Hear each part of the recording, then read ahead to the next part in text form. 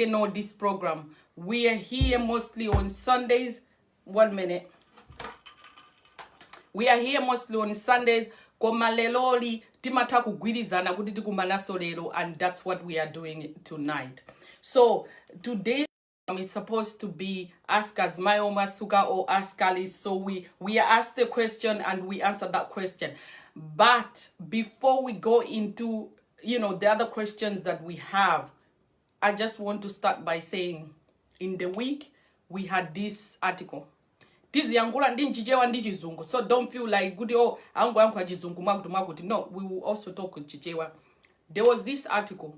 Article Meneoyo was talking about Kodi, I shouldn't say Kodi. The article was saying, why is it that black people, we obsess so much about higher education as if that's the only way out of poverty and things like that.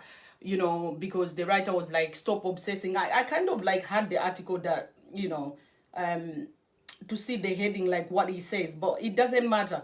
The whole issue was around the fact Gudi chifukwa chachani fail and who Africans tikaenda olo tipita abroad olo kaya kumudzi koma iye kwambira mayankhula ndi kunoko chifukwa cha program yomwe ili pa ITV makamba za the program is not even on ITV. What am I saying? Is it not Channel 5 or something? I don't follow the program. Koma program ndionena kuti anthu amabanga swap. Inu abanja lovutika mukakhaleko nyumba ya banja lawo opeza bwino. Abanja lopeza bwino apite banja la anthu otani ovutika. It's like you do home swap. Koma article yo inalionena kuti munthu uja anapanga observe kuti nzibambo uja wakwathu nzibambo ngakhala ali waku Zimbabwe koma ndi wakwathu, meaning kuti waku Africa.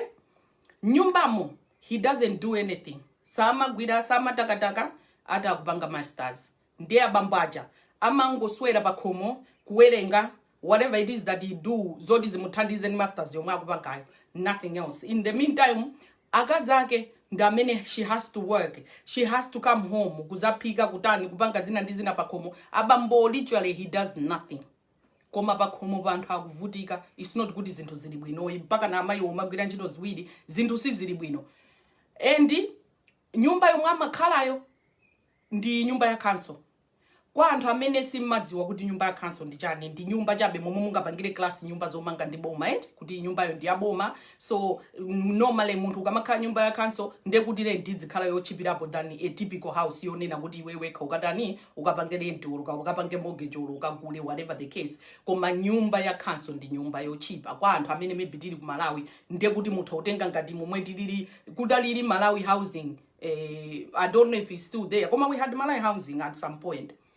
Anyway, issue yomwe ine yandipasa interest ndionena kuti the writer who watched the show and also anawerenga ma comment amene nzibambo ochokera ku family yopeza bwino uja, the millionaire guy, he observed that our guy uyu wathu wa Africa, that he is so lazy, he doesn't do anything in the name of kuti atakupanga masters nde osa gwira ntchito ino iliyonse pa komata akuwerenga and all those things.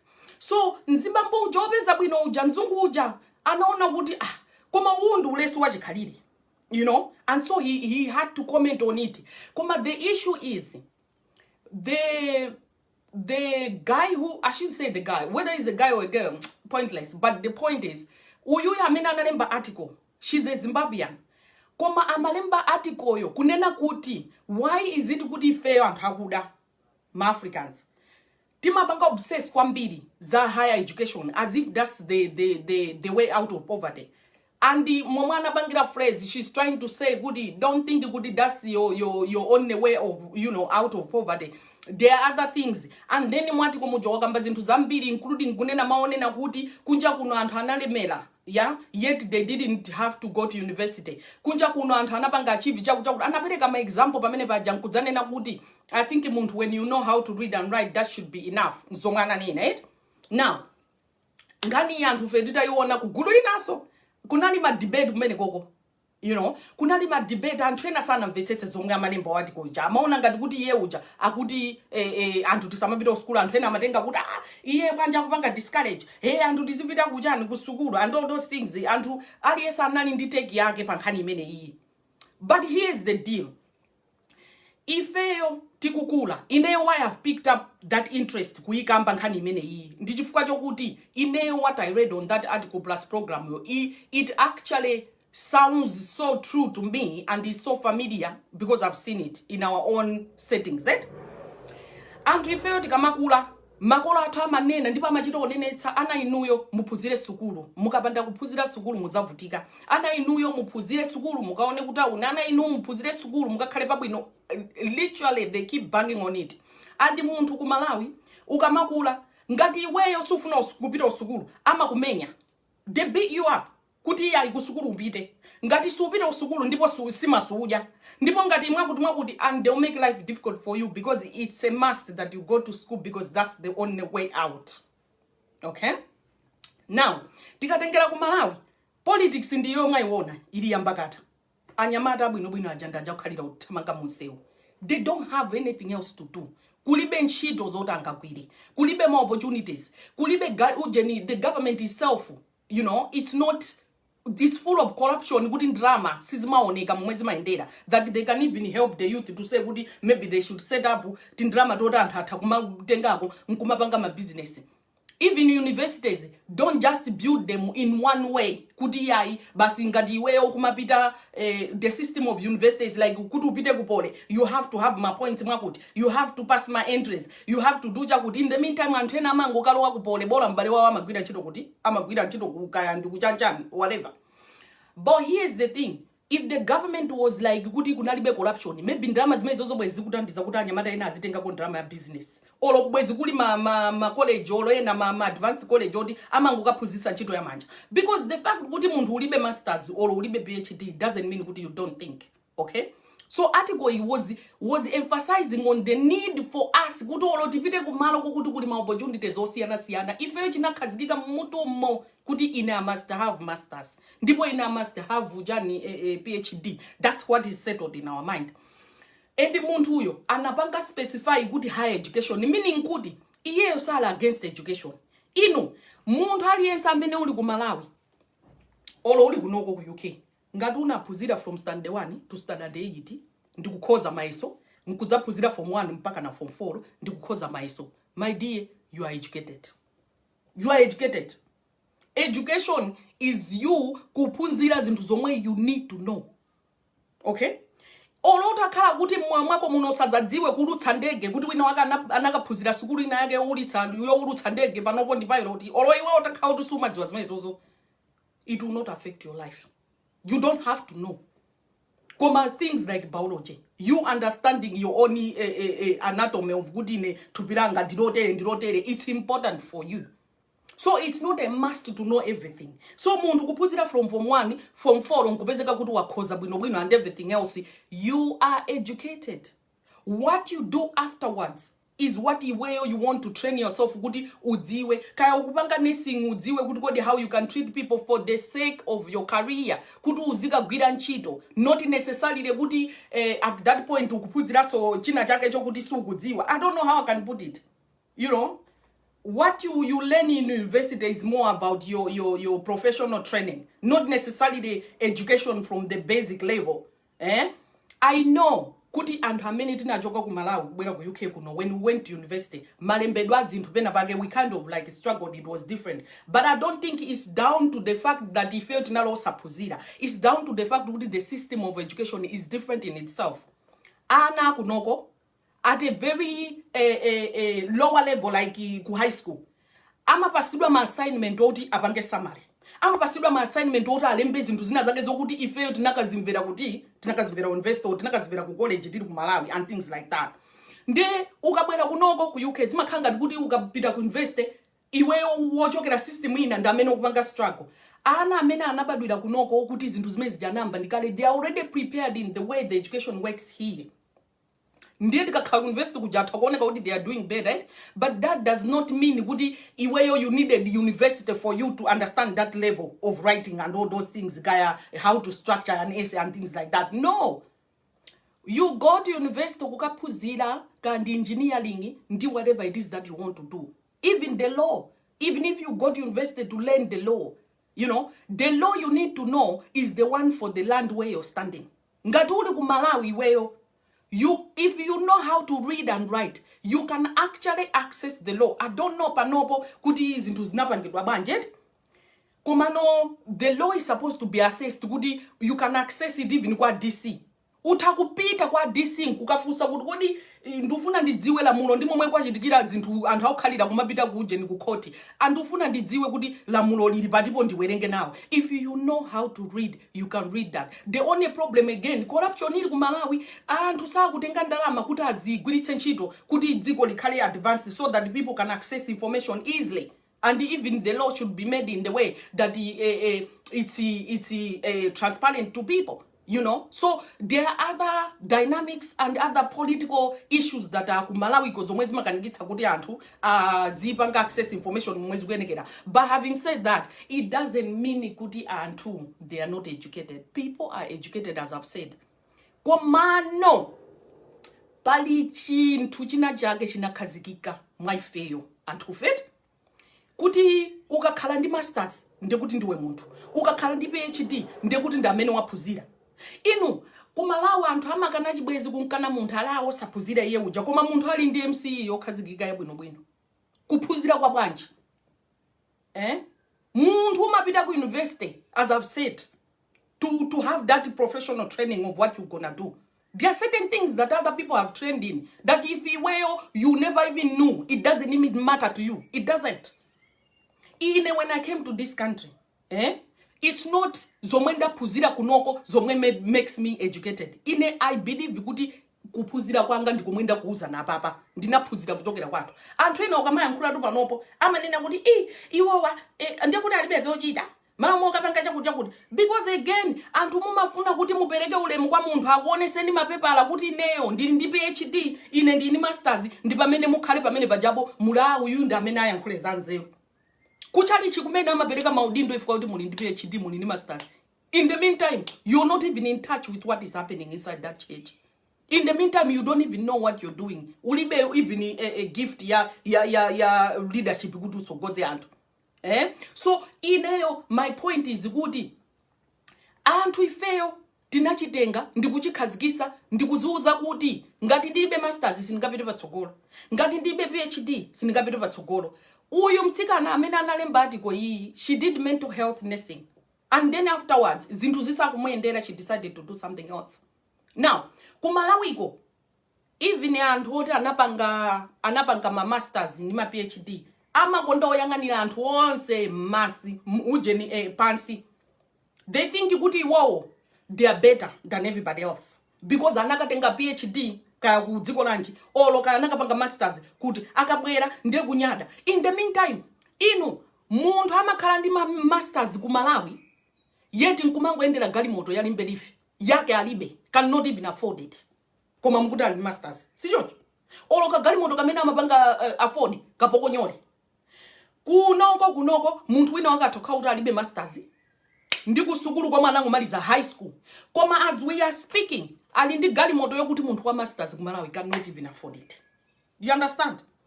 In this life anthu zikuwavuta ku Malawi not because they are not educated.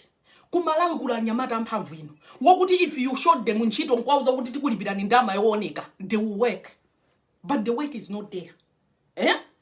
Koma ino mukati muvute anthu mwakuti ndiye panala anthu ena kulimbikira for us is the only way out of poverty. It's not. In this life there's no one size fits all. It applies in education, it applies in business, it applies in everything. Meaning kuti even munthu amene anthu akuphunzira sukulu, not everybody will make it big because of ujeni education. No, pala anthu enatu inu mukudziwa bwino lomwe kungofika form 4 kukhoza maybe 6 points kwatenga kupole akamamaliza kandi 4th year akamamalizira 3rd year kukakhoza so kumekuja exceptionally kwabasa ujeni madijani kandi ndi scholarship kupita dziko lina. There are people who have excelled like that. And komwaliko akapanga whatever they are doing kumeko kabasa ujeni so sponsorship ya PhD. By the time akuchoka kumene koko, they have advanced in life. It has worked for that particular person. That's what I'm saying. In that sense, muntu uja, it has worked for them. Okay? Iweyo, ndineyo, takuhoza maesafu mporo. Koma mwina makolo sana kwa nitso tutumiza skulu yodula. Koma so siti na ndile scholarship. Koma so mwina kupole siti na bide. We need to think of what else we can do to help our own situations.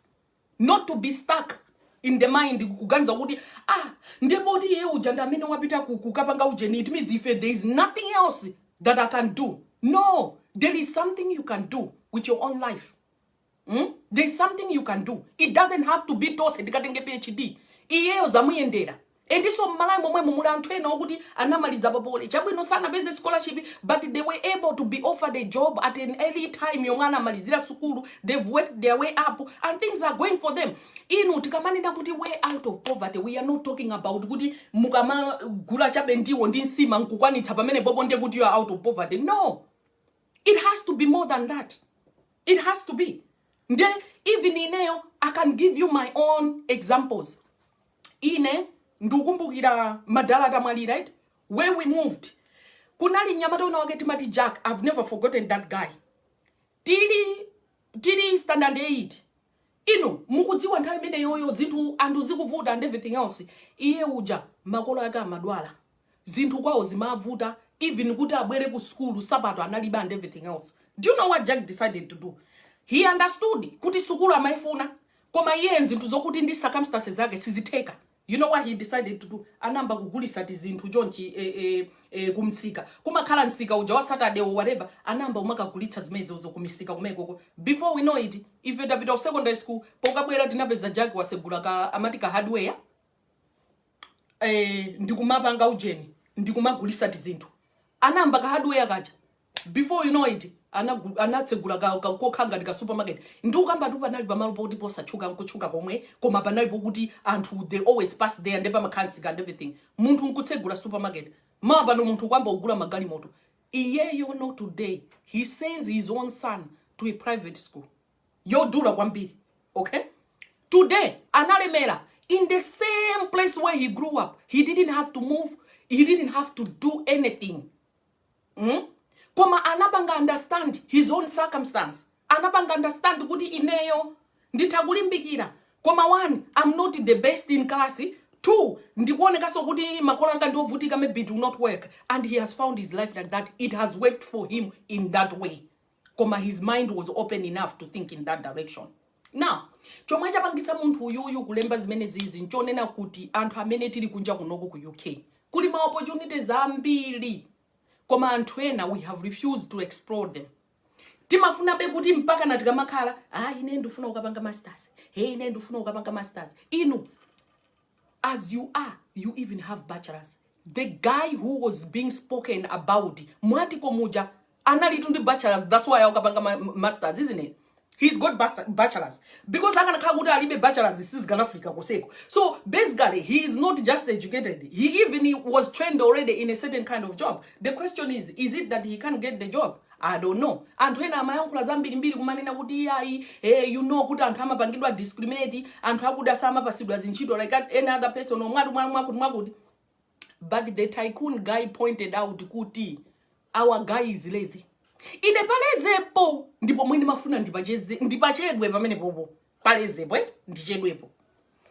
Ineyo ntabwa kunoko there was this family abambo samapanga china chichose ata akupanga iwoka mapanga masters iso na also pa time manager koma sukulu koma ntsika na uyu umwaliri uthamanga kupita uko ntsika na uyu momwaliri uthamanga kupita uko pano ndi apo akuti akupanga final paper. I think inali PhD koma because I think he was doing some research yokuti at some point he felt like he had so much workload.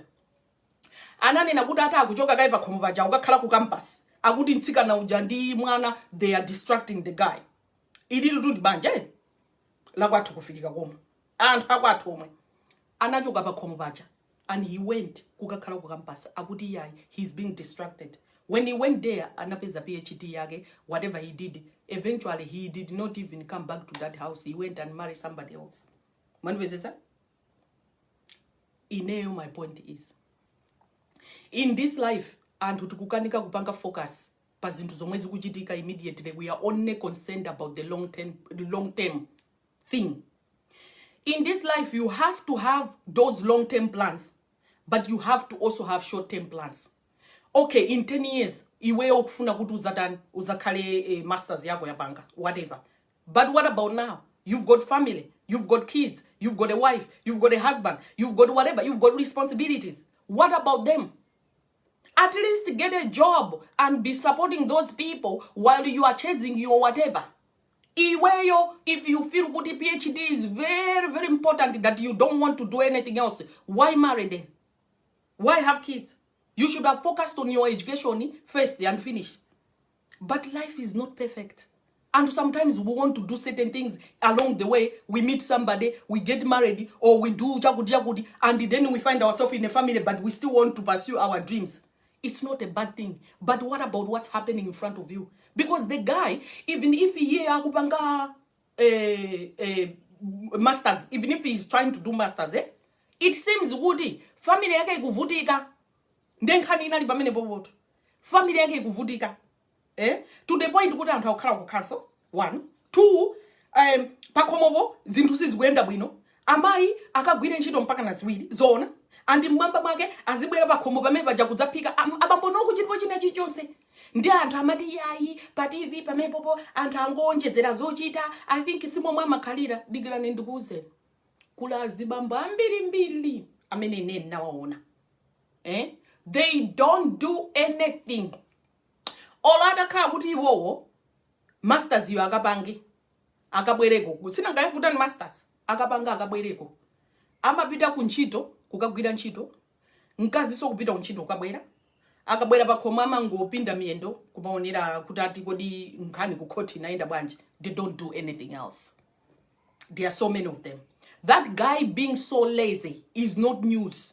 You know, to me is not. And it doesn't mean good amuna also they are lazy. They will always be amuna many wo. They work hard. They go out there and defend their family, bring money home. Also, when they are home, they will help out in what's happening inside the home. Koma, this right here is an example of also amuna ambirimbiri yena. Wondina kuti they don't help at home. Amango kala because they feel good I'm a man. So I will not do anything. After all, I'm doing my masters. Let me tell you something, my sister, my sister, who is sitting at home and allowing a man to go do masters, do this, agachoka pamene PhD, iwo zingo gwira ntchito zitatu, iye adzingo panga chonchi. Let me tell you something. Moyo huu sukupanga nyika. Manivesisa? Anthu aumapanga maskulu, example ndakuuza nicha. Agachoka pamene popo akuti atasi mukhalana. Agachoka pamene popo akuti mwakuti kwamba zoluba. And he leaves. Iwe uchizakuwawa mapeto because uzakumbukira kuti unadzipha nthawi ina yake in the name of kuti you should hold the family together. Mwanivesesa? Ndipo you want kuti ukaphe munthu because muntima mwako uzifira kuti PhD amakatenga ijainali yanose. Chema, when somebody does masters, PhD, whatever they are doing, akamapanga graduate, pa certificate pa japa malembedwa dzina lao lokha. They don't put 2 names. They don't put at the bottom kunena kuti Songiso Kafanikale also acknowledging the wife for making sure that he was doing this. No, they don't acknowledge nobody. They only acknowledge the person who was studying. Meaning, if he dies with that PhD with himself. Meaning, if he leaves you after he finished, kuti we umango khalira kugwira zinchito, iye wachoka wakakwatira munthu wina, he taking it with him and anthu ena akanjoya. So, ngati mukufuna muzipanga ma PhD, pangani ma PhD nzosalakwika, pangani ma masters osalakwika, but don't do it at the expense of other people. Mwanivesisa? Nobody is discouraging education. Nobody is discouraging anything. Koma muntu kumaona ma situation nako, kumaona ma opportunities aliko. Osa umapita ukoko kayangana ko kantchito kena kake kokuti munthu udzigwira uthandize banja lako zona inu masiku ano umapita mmakomo mwina kuapeza abambo osalala ngati kantsikana kusalala kuti se mmanja kusalala ngati kantsikana koma amayi mmanja dzikunthu chifukwa amayi nthawi daily kugwira ntchito. People who are lazy, they will find any excuse not to do a thing. A person who is educated enough in the head, not on the paper, but on the head. In the head here, if they're educated, they will know how to manage their time. They will know, I want to do my master's, I want to do my PhD, but I have a family. So what do? When I get up in the morning, I do jagud. Can't I get I go to the library and do school yanga. Can't I get and I even do my wife. Koma mbuzi, zone na kuti zimana mizira kuti education ili papepala. Koma here, they are still primitive like that. Amangokhala nkumapereka my excuse.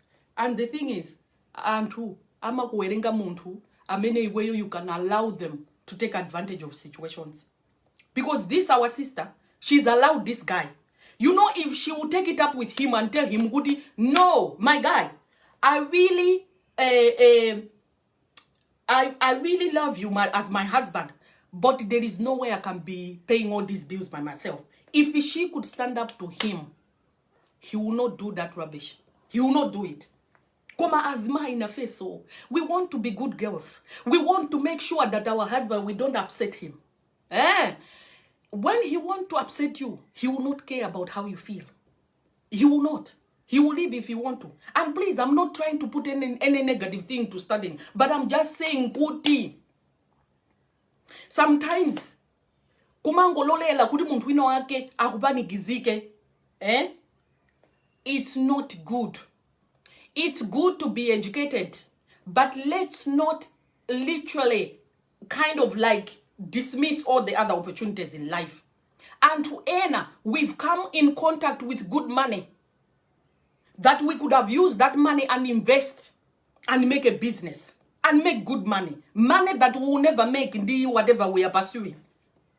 Because it's a kuzan, even in my education, there are certain people that it has really, really paid for them. It has made their life extremely good because of it. But it doesn't mean that it will work like that, Tose. In Unchimodzimodzo even is singing. There are people who sing better in church. But it's Rihanna who has become what she has become. Isn't it? That's just an example. You cannot hold all your eggs in one element. That's rigidness. You know? It must be education and nothing else. You know? And what if it doesn't work for you? What are you gonna do? So the thing is not discouraging education. Let's educate ourselves. No, let's educate ourselves no matter what. But at the end of the day, let's not put other people under pressure in a selfish way, because if we really want to achieve something. You know, I think another way for you to look at it is this. Imagine you ukana kautu ukukala weka. Ukufuna upanga masters. Nyumba yomwe ukukala needs a little bit of you to pay kuti ka rent ka whatever you need to pay. Imagine there's nobody to pay for it. How are you going to do that masters in Kumango Pito ukapanga masters in Kungwerenga? What's going to happen? You're doing that because there are other people who are doing it. And you know, I don't know why Ifeo and Haku Africa, ka Ifeo and Haku Malawi, I don't know why we associate banja and this suffering. Kudibasi, ungatijifukajo kutitika kalababanja, we have to go through some kind of struggle to prove good we are in love. No. We can work together. We can make sure good okay education in the mene yoyo koma baba so zintu zikale mwakuti. This can happen both ways. Article it was depicted because of Nzibambo, wanyumba imene being so lazy.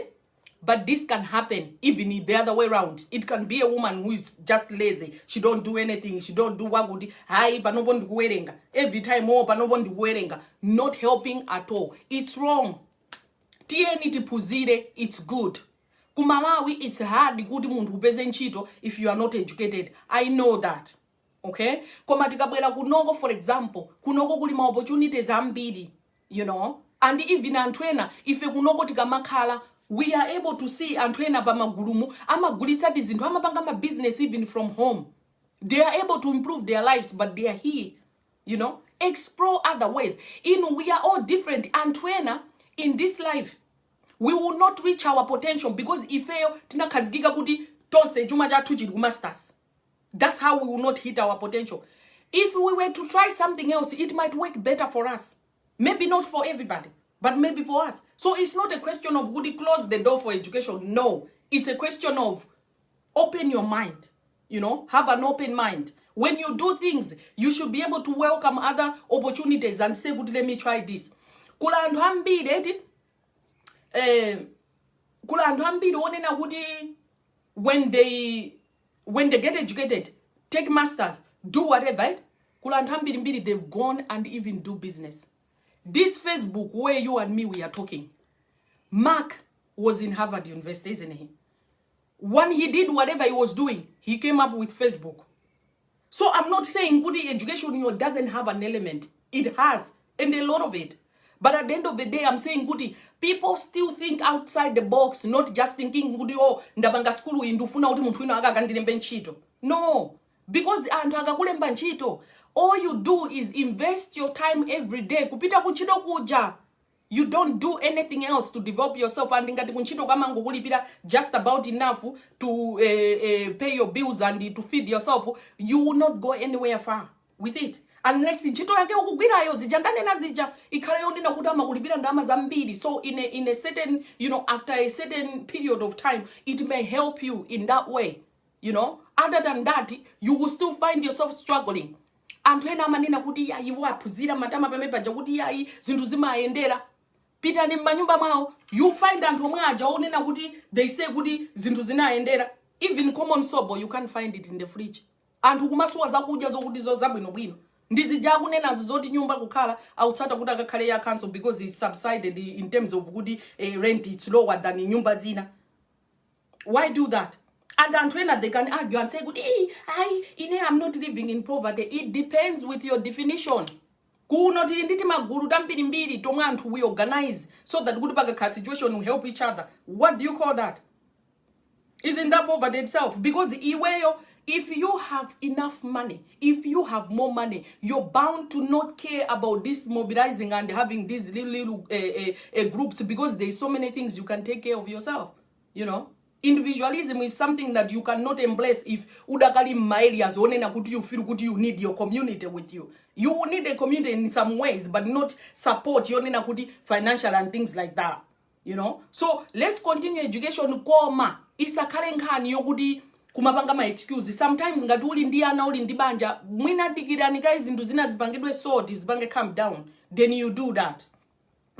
Koma no, at the end of the day, don't think kuti Masters bio has a certificate or PhD bio kakungo ikazika nyumba is going to transform your life. No, you can still go to work and do zinthu zako zalezezo. Nkupezeka kuti anthu ena ntchito akuwakweza iwe ai. Nkupezeka kuti anthu ena kupita patsogolo iwe ai. Because iwe ungofuna kuti ukhale ngati bwana. Kula anthu ena inu chongo katenga masters pa khomosa yankhulika. They don't want to do anything else because why? They have masters. Why? Because they have PhD. In the meantime, there are other people who are living a better life than them. You know, so think outside this whole mentality. Other than that, I know good antwena somebody, hey, tukupanga choncho, hey, mwina antwena tizabwera kumalawi. Munamba kunena kalekale kuti muzabwera kumalawi mpaka na lero simunapita. Kumalawi munena kuti mubwerera kuti. Zisankho ndizi tikudikirira zinthu ziliyamba kata mubwerera liti. But anyway, kwa amene tufuna upanga masters, let's continue to do. Koma kwa amene you are always afraid thinking good mwina ntapanga business maybe it will not work.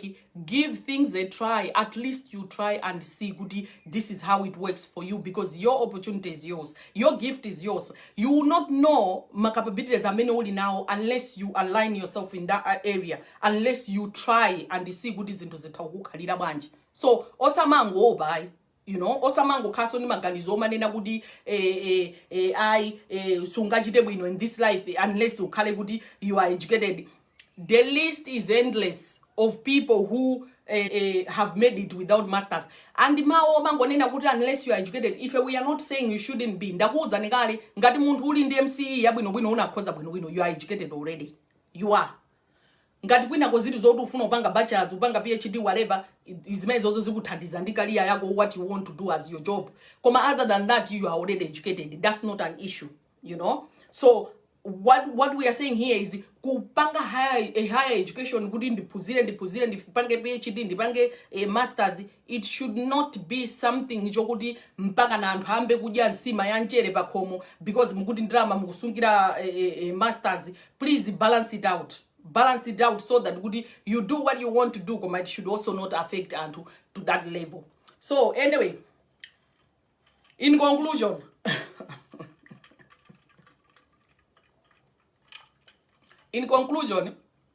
education is not bad.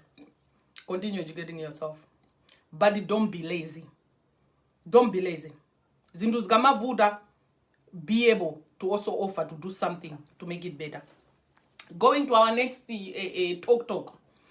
Our next question is, what can a single mom do if the father of the child, decides or should we say chooses not to help the child? And why are we saying chooses? It's because in this case, when somebody asks me a question, they will even tell me the background of their story. So today's program, Friday, is more like that. So this person in question, Abambo Sama Vudiga, he is not good, he is jobless. No, he has a job. Things are going for him. So sukudi balivudo inali lonse koma abambo anango ganiza kuti asamadani godi asamathandize mwana. Okay. Before we go further, anthu awawa when they split up abambo amathandizako abondi apo kutani koma chongoti mkazi uja anapezeka kuti Sharon is adding to what we were saying before. Don't neglect your responsibility in the name of education. Exactly. Osamabanga ignores into. That's what we were saying. So abambo awawa ada amathandiza apo ndi apo koma chongo nena kuti now mkazi uja wapeza mamuna akuti anasiya kupereka ko china chichonse. They don't give anything anymore. Okay. In the meantime, Abambaja, he is also married. He's got somebody. It's not good iwo posi anandanzangao nde kuti iwo ananga kukakhala. No, he's actually married and he's gone on with his life. Okay? Koma he has decided kuti basi osamanthandiza mwana. Kumwimbira phone akuti mesadi mwanayo alindi a stepdad yake. Okay. The question is, kodi munthu atani anthu amene mukumva zomwe ndikunena munthu angapange bwanji because kunoko komwe tili kunoko the law is you can't force somebody to be paying child maintenance if they don't want to. You don't have to, iweyo paweka you can claim benefits for mwana uja kandi tax credit or whatever you're struggling you can claim in the name of mwana uja kuti athandizike koma you can't force bambo wako wa mwana koma bambo wako wa mwanayo ndi bamboji khalira wamphamvu zake koma wangosankha kuti safuna kukubereka china chichonse kaya kukupyetsa mtima kaya kupsya mtima kuti wapezeranji mamuna. Here's my take. To me, on the part of mamuna, that's being selfish. Where you've gone and get married to whoever you want. You've gone on with your life. You've made your choice what you want to do. But you have an issue now. Though you didn't say so, but it seems like you're reacting to the fact that she's got somebody else and she's going on with her life. You're reacting to that and you don't want to support her. Tinali ndi program hii na kalekale, we've addressed issues about kuta antu mukasiyana. Zifukwa mwasirana should have nothing to do with mwana. We've addressed that before. But leloli ilili ndifuso kuti muntu angapange bwanji. Abambo, you're being selfish. Go and support mwana wanu. Mwana was your decision. It's not their problem. It's not problem ya mwana kuti mwasiyana. It's not problem ya mwana kuti the relationship doesn't work anymore. No, it shouldn't concern the child. So go and support your child. But if you don't want to, then tomorrow osazakuyai muntu wina akazapanga ask full custody because antwena we think we are slick. We don't want to give you child maintenance. But then mawapano we want to be popping in.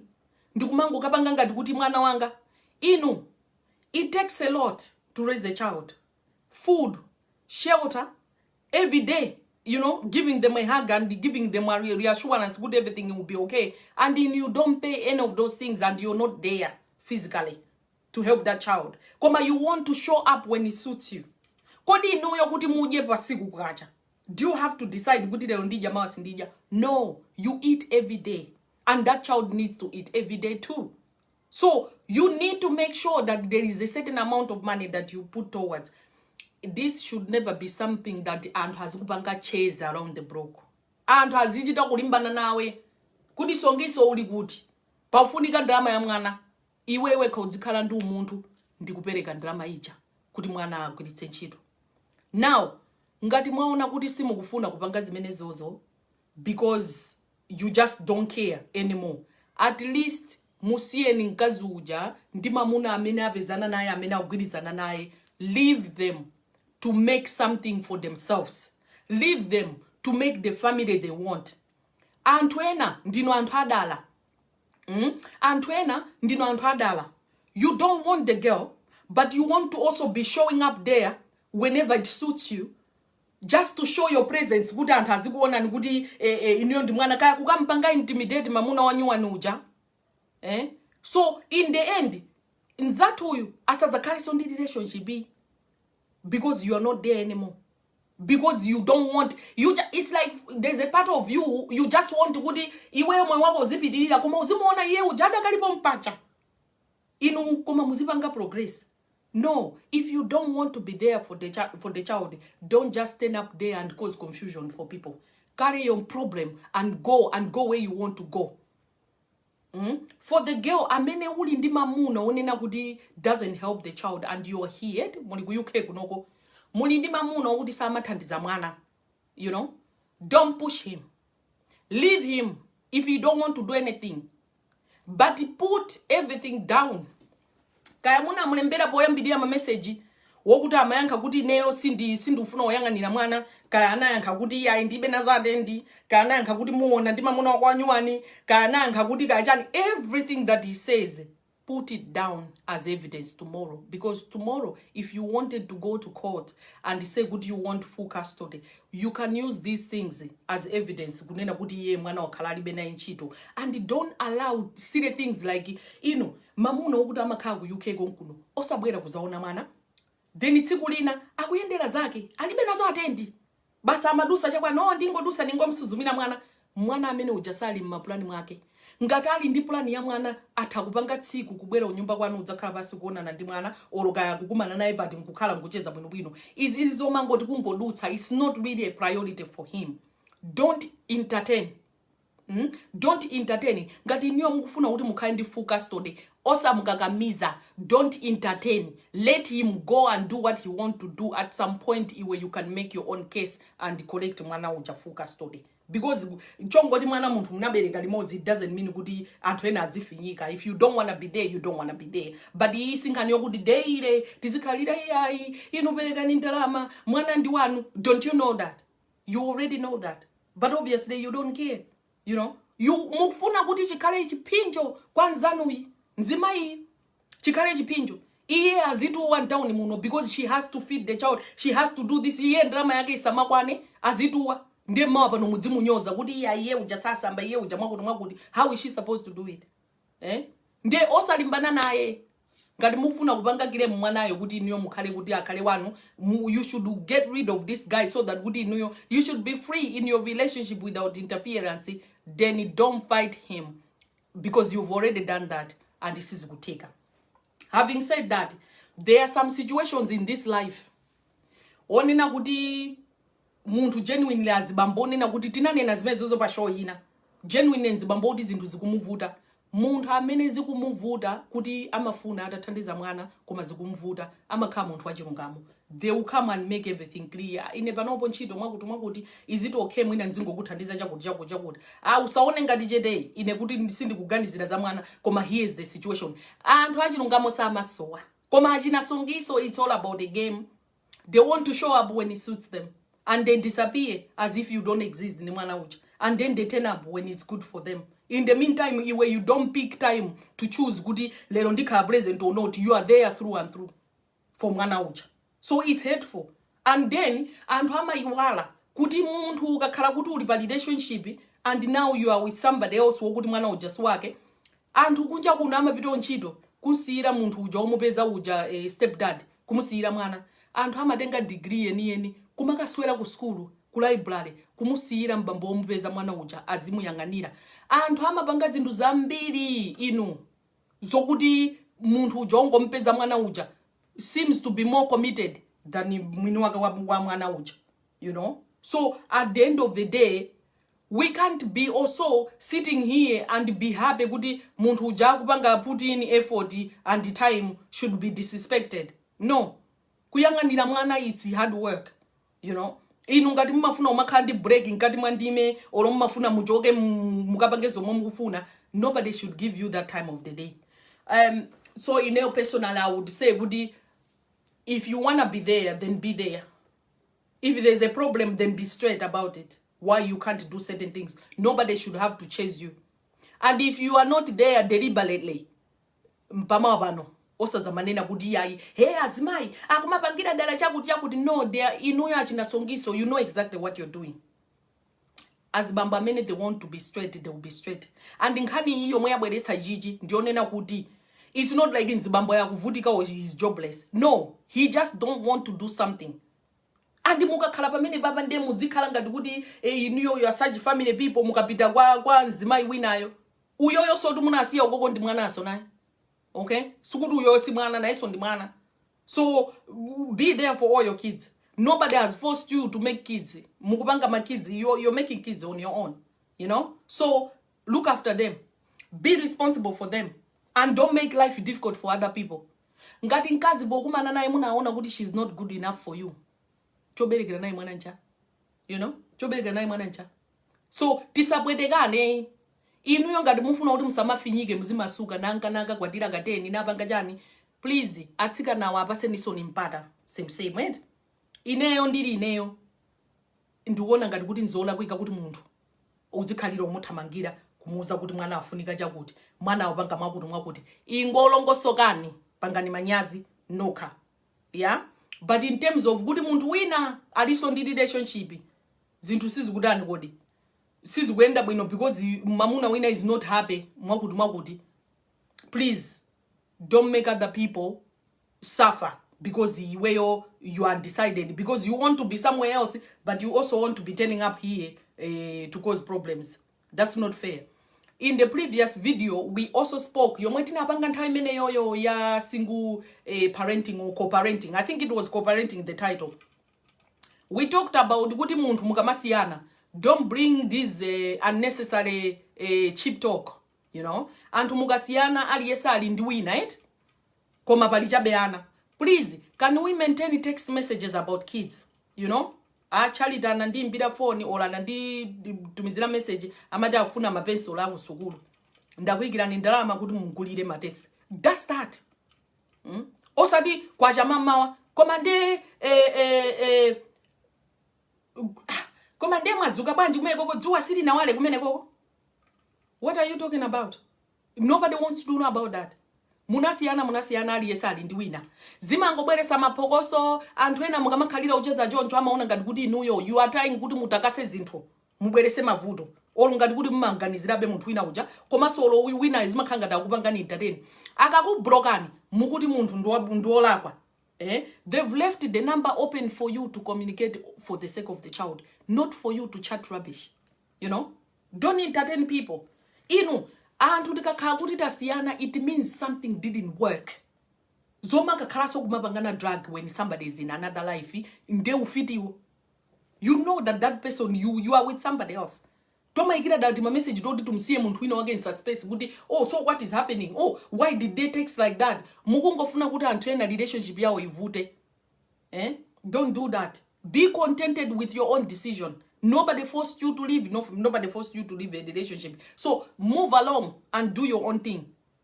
Other than that, izizi zoti tizikhalira kupangana bush kuti samara mwana wako samara jan.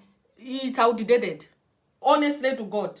I expect kuti munthu aliyense azingodziwa kuti when it comes to mwana wake azingomusamala. No issues there. you know, isakhale nkhani. Let's see what other people are saying, because I think we've said a lot, and we should have gone up to an hour already. King is saying there's no need to support the kids without seeing them. Seeing them, seeing there. I don't know what you mean, but if you mean seeing them, in I have said, the door is open that month, you can go and see your kids and support them. But in the event iweyo, you don't support the kids or your child and you are never there, you can't just be showing up when it suits you.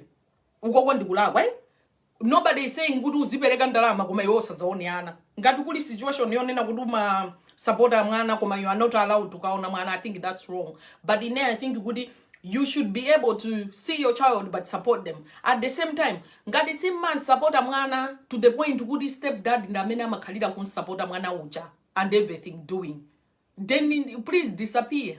Just disappear and live your life where you are. Because Antwena, you're very good at claiming, hey, that's my child. Hey, that's my child. Mwaiwala kuti mwana amene wewe kuti niyo muzimu nyadira akuoneka choncho chifukwa kuti Antwena akama msambitse. Chifukwa chokuti Antwena akama msamalira. Chifukwa chokuti Antwena ake they give that child emotional support, isn't it? And you're not even there, but you want to make noise. Muvuna mjambulitse na hizi tools. You want to tell the whole world that you have a child, but you're not there. You know? You're not there. So be there. And that's it. And please, osama feweta ntima. Pankani zone na kuti it's hurting you. Mona. Ngati mamuna is being unfair. Sama pankajina juju sijo kuza mwana. Don't entertain him. Simples. Don't entertain him. Otherwise, guys, I think I've said enough. Today we have a button here. I'm so excited that if you wanted to join in and say what you want to say, you could do that in the program. Otherwise, titawona naso Sunday. Chimze is saying kuti nanga utafuna kutenga mwanayo koma akuku aukaniza please ungadani. Chimze, are you a man? Sorry, your name doesn't really it's not giving me a clue if you're a man or a woman. Chimze, are you a man, please? Tell me. Kutenga mwana wodantoza kuti umtenge iweyo kapena, if you are a woman you should claim custody.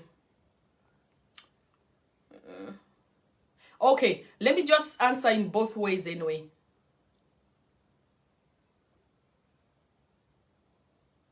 Okay. So Chimze, if you are a man, ufuna kumutenga mwanayo, on what grounds do you want to take the child? Because mwana akakala, okay, Chimze is a man. Okay, so mwana akakala wangono, and I think mwana being with the mother is the best decision. I think so. Not because you are fighting or anything, but I think mwana is better off with the mother. Mwana wangono, unless mwana amene tukukamba panopo akale wonena kuti by the age they are like 14 kuti amapita school yeka amazisambisa yeka ndemu kufuna kuti adzakhale kwana. I think that's okay.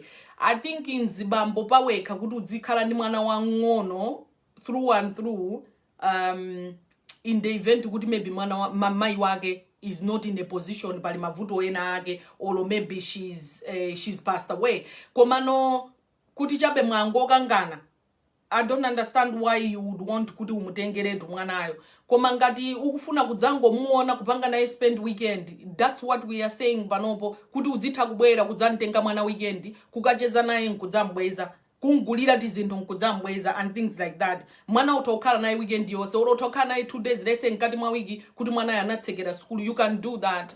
And if you have mkazi onena kuti ndosamvetsetsa ndeye ndolakwa, but at the end of the day, I believe kuti ngati posiya napo munauzana bwino kuti za mwana zizienda chonje and you are sticking to it, ine sindikuona kuti mkazi akhale nazo ndivuto ifika chachani, you can take mwana uja. Koma ngati kuli kuti full custody, mwana wakhala wazaka below, I should say anybody below 14, and you know, I feel like it's too much a thing that mwana will just to have that strong bond in my wake kuti sometimes it's not good taking them away like that, unless patakhala chifukwa china chake chomveka chomwe you feel kuti mwana uja is in danger, or mwana uja cannot be looked after properly, which also you can take them to court and be able to establish nkumutenga mwana uja. Koma ngati zili zabwino zongo nena kuti mwasiyana, koma you just want to be with the child sometimes, then take the child over the weekend, like I said. I think that answers. King says meant there that the doorway the kids came out. I don't even understand what you mean, but okay. I don't understand. But anyway, guys, thank you so much. If a program here to Telepano, we are meeting again on Sunday. Sunday, we're going to talk about substance abuse and alcohol abuse. We're going to talk about that on Sunday. For today, I think we've said too much and we've said enough. Our today's topic was about Good Godi is education the answer to all our problems, and we talked about different things, and you know, you can leave your comments and say what you think, because aliyese alindi maganizidwa ake, aliyese alindi kuona kwake, but in my view is that good it cannot be the answer to everything. Let's educate ourselves, but to some level we also have to hand in hand look at, you know, our situations and the other opportunities that are in front of us, like be more open-minded, because there's more that we can do in this life. It doesn't have to be good daily kukajai ndikangolembetsa ndipange masters. Oh, is that what King says? Ati sangalipire unless azigona ndi maiyo. So goma, we've just said kuti anthu munasiyana nawe, so King ndiwe munthu otani, because iweyo ngati uli ndi mkazi wina, if you're married to somebody else and the girl is with somebody else, why do you want to continue sleeping with her? And why is there a condition of sleeping when antunu we are talking about the child? Iwo ugamba za sleeping. So kutandiza mwana the condition yake ikhale ya sleeping together. Longo soga. Chimze says what time on Sunday? On Sunday we are meeting 7:30 on Sunday. So I will see you on Sunday. Joy, you're late today. BL on Sunday. I'll see you on Sunday, guys. And thank you so much for watching.